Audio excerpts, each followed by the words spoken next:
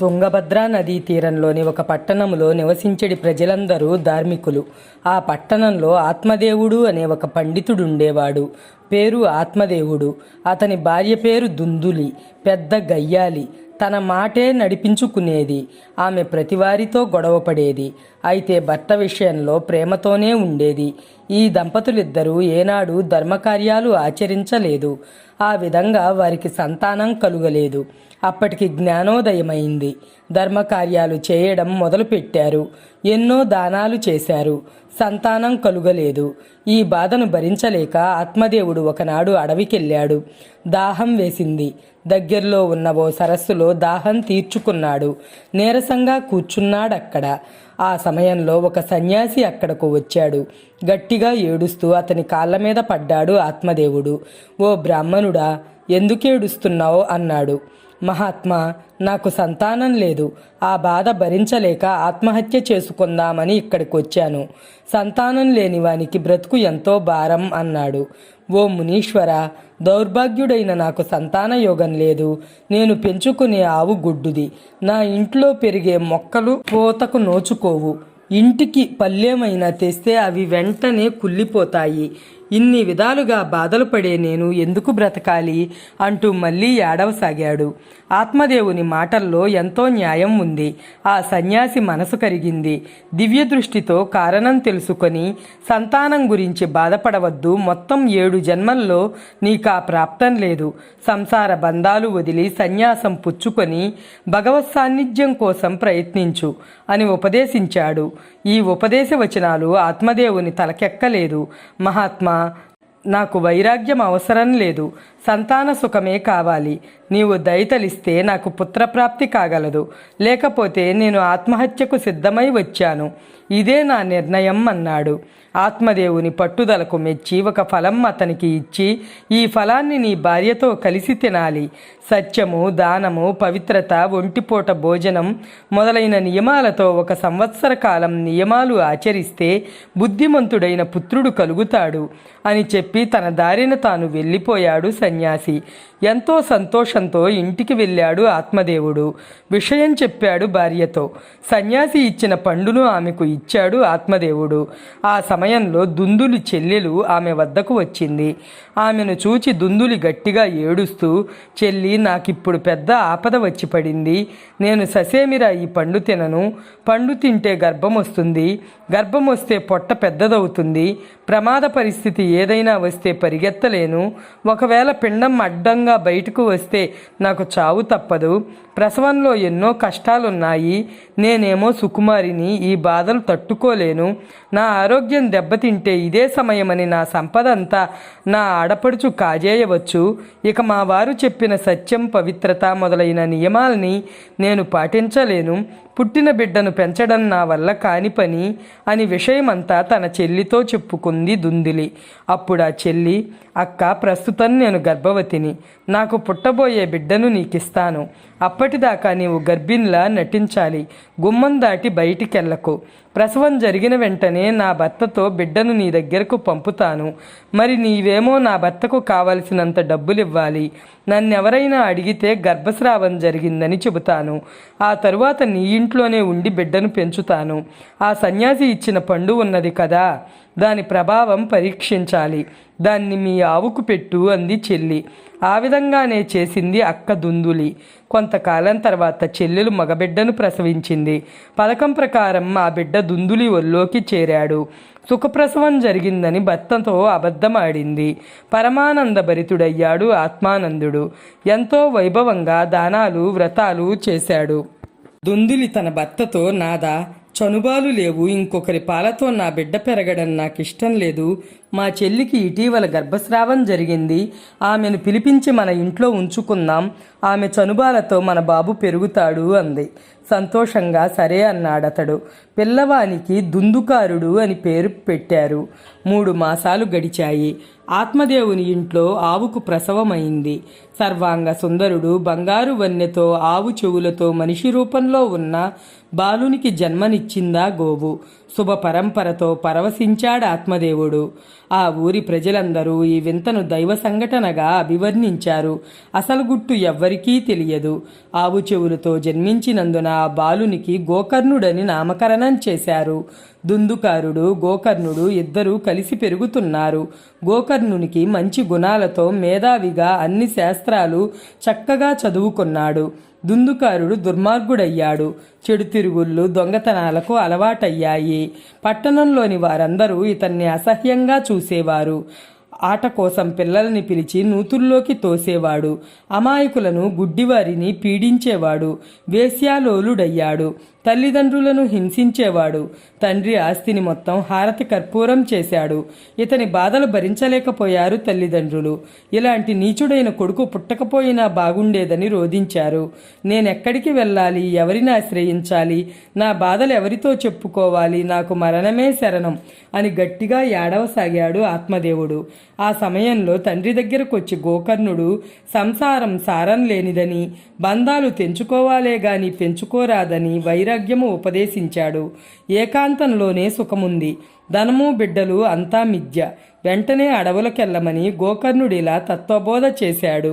ఎల్లవేళలా ధర్మ మార్గంలోనే నడుచుకో, లౌకిక వ్యవహారాలు వదులుకో, సత్పురుషులను సేవించాలి, కోరికలను దూరంగా ఉంచాలి, ఇతరుల్లో ఉన్న దోషాలను వెదకరాదు, సర్వదా సేవాభావం పెంపొందించుకోవాలి.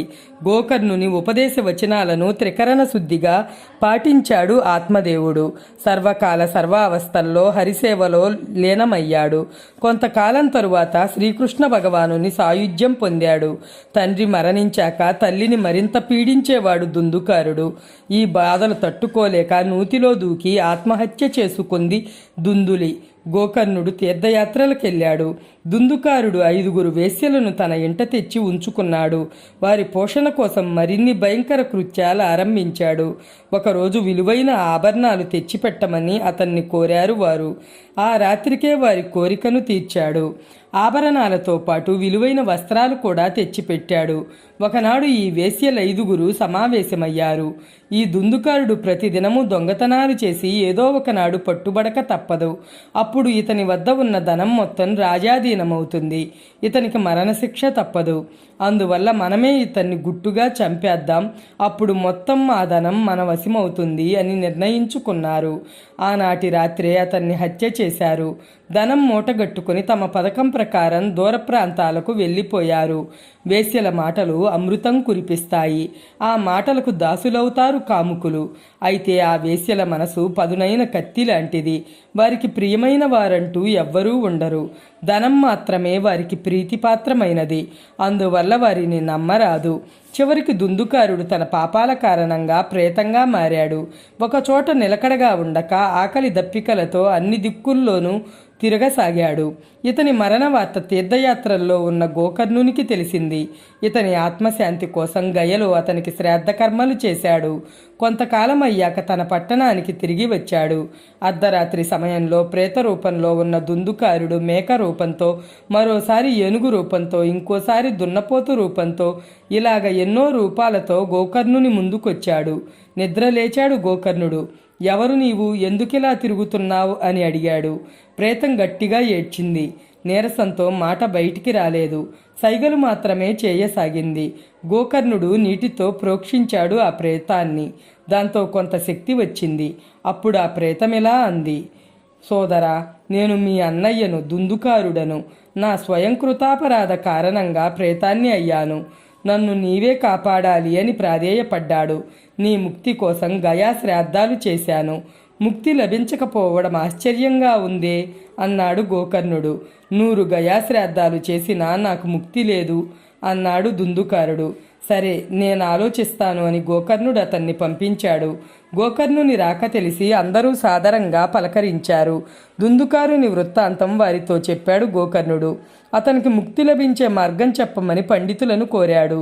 లోక బాంధవుడైన సూర్యభగవానుడు మాత్రమే చెప్పగలడని పండితులు తెలిపారు. గోకర్ణుడు సూర్యదేవుణ్ణి ప్రార్థించగా సూర్యభగవానుడు ప్రత్యక్షమై శ్రీమద్ భాగవత సప్తాహం చేస్తే ముక్తి తప్పక లభిస్తుంది అని తెలిపాడు. వెంటనే భాగవత సప్తాహం ఏర్పాట్లు ప్రారంభించాడు గోకర్ణుడు.